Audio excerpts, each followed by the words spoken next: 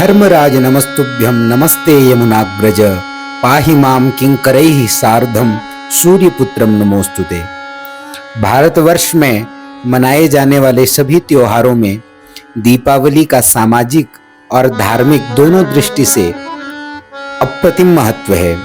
सामाजिक दृष्टि से इस पर्व का महत्व इसलिए है कि दीपावली आने से पूर्व ही लोग अपने घर द्वार की स्वच्छता पर ध्यान देते हैं, घर का कूड़ा करकट साफ करते हैं, टूट फूट सुधरवा कर घर की दीवारों पर सफेदी, दरवाजों पर रंग रोगन करवाते हैं, जिससे उस स्थान की न केवल आयु बढ़ जाती है बल्कि आकर्षण भी बढ़ जाता है। वर्षा ऋतु में आई अस्वच्छता का भी परिमार्जन हो जाता है। पंच दिवसीय दीपमालिका पर्व का प्रथम दिवस धनतेरस के रूप में मनाया जाता है, जिसका महत्व आपने पिछले भाग में श्रवण किया।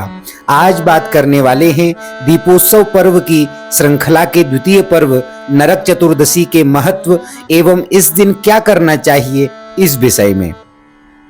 कार्तिक मास के कृष्ण पक्ष की चतुर्दशी नरक चतुर्दशी या नरकहर चतुर्दशी कहलाती है। सनत कुमार संहिता के अनुसार इसे पूर्व विद्या लेना चाहिए, अर्थात पूर्व विद्या किसे कहते हैं, त्रयोदशी युक्त चतुर्दशी इस पर्व में ग्रहण करनी चाहिए। पुराणांतर से इस दिन हनुमान जी का जन्मोत्सव मनाने की भी परंपरा है। इस दिन अरुणोदय से पूर्व प्रत्यूष काल में स्नान करने से मनुष्य को यमलोक का दर्शन नहीं करना पड़ता। प्रत्यूष काल किसे कहते हैं, विष्णु पुराण के अनुसार पंच पंच उषः कालः सप्ता पंचारुणोदयः, अर्थात सूर्योदय से 5 घटी पूर्व का जो समय है, अर्थात 2 घंटा पूर्व प्रत्यूष काल होता है और सूर्योदय से 48 मिनट पूर्व अरुणोदय काल होता है। तो इस काल में स्नान करना बड़ा ही पुण्यशाली कहा गया है। तो सज्जनों, यद्यपि कार्तिक मास में तेल नहीं लगाना चाहिए, फिर भी इस तिथि विशेष को शरीर में तैलादि लगाकर तिल मिश्रित जल से अभ्यंग स्नान करना पुण्यदायक कहा गया है।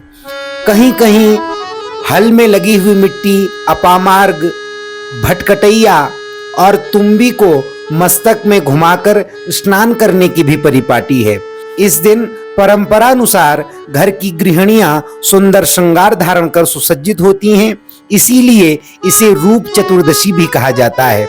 एक लोकोक्ति के अनुसार कहा जाता है, इस दिन का व्रत रखने से भगवान श्री कृष्ण सुंदर रूप प्रदान करते हैं, इसलिए इसे रूप चौदस कहा जाता है। जो व्यक्ति इस दिन सूर्योदय के बाद स्नान करता है अथवा सायंकाल में यमराज के निमित्त दीपदान नहीं करता, उसके संपूर्ण शुभ कार्यों का नाश हो जाता है। स्नान से पूर्व शरीर पर अपामार्ग भी प्रोक्षण करना चाहिए। अपामार्ग को इस मंत्र का उच्चारण कर मस्तक पर घुमाना चाहिए, जिससे नरक का भय नहीं सताता। सितोलोष्ठ समायुक्तम सकंटक दलान्वितम हर पापम अपामार्ग भ्राम्यमाणः पुनः पुनः। स्नान करने के बाद शुद्ध वस्त्र पहनकर तिलक लगाकर दक्षिणाभिमुख होकर जिनके माता पिता मृत्यु को प्राप्त हो चुके हैं, वो लोग अपसव्य अर्थात यज्ञोपवीत को दाएं कंधे में धारण कर यमराज के निमित्त तिल युक्त जल से 3-3 जलांजलि उन्हें देनी चाहिए। जिनके माता अथवा पिता जीवित हैं, उन्हें सभ्य अर्थात यज्ञोपवीत धारण करने की जो मूल अवस्था है, बाएं कंधे में धारण कर देव तीर्थ से जौ मिश्रित जल से यम तर्पण करना चाहिए। जिन मंत्रों से तर्पण करना चाहिए वो इस प्रकार हैं, ओम यमाय नमः, ओम धर्मराजाय नमः, ओम मृत्यवे नमः, ओम अंतकाय नमः, ओम वैवस्वताय नमः, ओम कालाय नमः, ओम सर्वभूतक्षयाय नमः, ओम औदुंबराय नमः, ओम दधनाय नमः, ओम नीलाय नमः, ओम परमेष्ठिने नमः, ओम वृकोदराय नमः, ओम चित्राय नमः, ओम चित्रगुप्ताय नमः। शास्त्रों में कहा है, जीवत पितृकस्तु यवैर देवतीर्थेन सव्येन कुर्यात्, अर्थात जिनके माता पिता जीवित हैं उन्हें जौ और जल से सभ्य होकर तर्पण करना चाहिए। यही यम तर्पण कहलाता है। इससे वर्ष भर के सकल पाप नष्ट हो जाते हैं। इसके बाद प्रदोष समये दीपान दद्यान मनोहरान देवालये मठे चापी प्राकारोद्यान वीथिषु गोवादिहस्तिशालायाम एवं गृहस्त्रयेपि च। अर्थात इसके बाद इस दिन देवताओं का पूजन करके दीपदान करना चाहिए। मंदिरों, गुप्त गृहों, रसोई घर, स्नान घर, देव वृक्षों के नीचे, सभा भवन, नदियों के किनारे, चार दीवारी, बगीचे, बावली, गली कूचे, गौशाला आदि प्रत्येक स्थान पर दीपक जलाने चाहिए। यमराज के उद्देश्य से त्रयोदशी से अमावस्या तक दीपक जलाने चाहिए। इस प्रसंग में पुराणोक्त एक कथा बड़ी रोचक है। वामन अवतार में भगवान श्री हरि ने संपूर्ण पृथ्वी नाप ली थी। बलि के सर्वस्व दान और भक्ति से प्रसन्न होकर के भगवान नारायण ने बलि से वर मांगने को कहा। उस समय राजा बलि ने प्रार्थना की कि कार्तिक कृष्ण त्रयोदशी सहित इन 3 दिनों में मेरे राज्य का जो भी व्यक्ति यमराज के उद्देश्य से दीपदान करे उसे यम यातना न हो, और इन 3 दिनों में दीपावली मनाने वाले का घर लक्ष्मी जी कभी न छोड़ें। भगवान ने कहा, अस्तु, जो मनुष्य इन 3 दिनों में दीपोत्सव करेगा उसे छोड़कर मेरी प्रिया लक्ष्मी कहीं नहीं जाएंगी। दीपोत्सव पर्व का दूसरा दिन नरक चतुर्दशी अथवा रूप चौदस, काली चौदस के रूप में भी मनाया जाता है। काली चतुर्दशी इसलिए कहा जाता है कि बंगाल के लोग इस दिन काली माँ की जयंती के रूप में मनाते हैं। इस दिन माँ काली की पूजा करने का बड़ा ही महत्व है, जिससे शत्रुओं का नाश हो जाता है। इसे छोटी दिवाली भी कहा जाता है। नरक न प्राप्त हो तथा पापों की निवृत्ति हो, इस उद्देश्य से प्रदोष काल में 4 बत्तियों वाला आटे का चौमुखा दीपक जलाना चाहिए। दीपदान के समय इस मंत्र का उच्चारण करना चाहिए। दत्तो दीपश्चतुर्दश्याम नरक प्रीतये मया चतुर्वर्ती समायुक्तः सर्व पापापनुत्तये। पुराणों के अनुसार आज के ही दिन भगवान श्री कृष्ण ने नरकासुर का वध कर संसार को भयमुक्त किया था। इस विजय की स्मृति में यह पर्व मनाया जाता है। शास्त्रानुसार धनतेरस, नरक चतुर्दशी तथा दीपावली का संबंध विशेषतः भगवान यमराज से जुड़ा है। तीनों दिन उनके निमित्त दीपदान किया जाता है। दीपावली की ज्योति हमें यह सिखा रही है कि जिस प्रकार बाहर दीप पंक्ति की ज्योति फैल रही है, इसी प्रकार अंतःकरण में भी ज्ञान रूपी ज्योति की आवश्यकता है।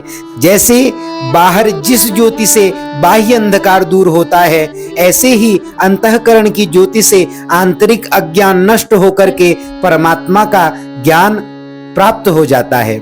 अतः हृदय से अज्ञान के नाश के लिए भीतर की ज्योति जलानी चाहिए। असल में बाहर और भीतर दोनों ओर प्रकाशित करने वाली ऐसी ज्योति चाहिए जो निर्मल हो, दूसरों को जलाने वाली ना हो और ना ही बुझने वाली हो। तो कैसी ज्योति हो? जो नित्य प्रकाश रूप हो और वस्तु का असली स्वरूप दिखला दे, ऐसी ज्योति होनी चाहिए। ऐसी ज्योति है भक्ति पूर्वक भगवान का नित्य स्मरण।